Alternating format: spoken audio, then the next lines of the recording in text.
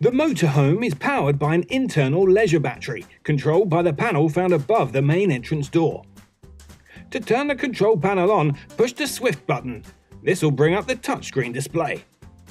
The first blue button turns your water pump on and off. You'll know when it's on as the button will be highlighted. This will need to be switched on for the taps, shower and the toilet flush to work.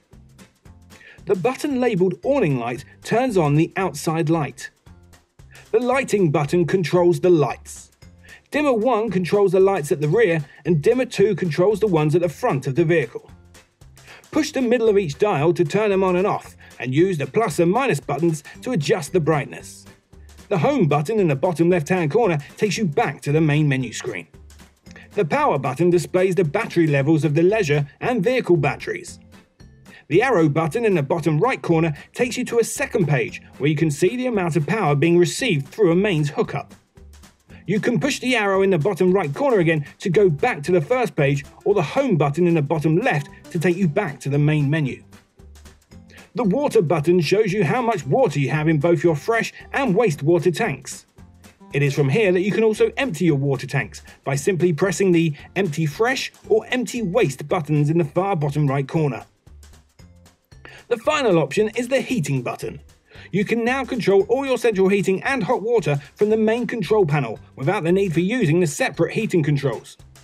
Keep the mode on manual. Energy is where you tell the vehicle which power source to use. The flame symbol represents gas, and if you're on an electric hookup, 1 lightning bolt represents 1 kilowatt electric and 2 lightning bolts is for 2 kilowatt electric. Turn on the central heating by pressing the plus sign until you reach your desired temperature. Make sure when setting the temperature that you set it to be higher than the current internal temperature of the motorhome, otherwise it won't turn on. You can see the current internal temperature in the top left of the display. To turn the hot water on, push the button next to where it says water, once for eco or twice for hot. Eco is sufficient for washing up or general washing. Hot increases the temperature of the water, so if you're planning on using the shower, you can mix it with the cold to give you a larger volume of warm water. Press the button again to turn the hot water off. The settings button at the bottom just allows you to change the date and time, so there won't be any need to adjust these. The main menu shows some other useful information across the top of the display.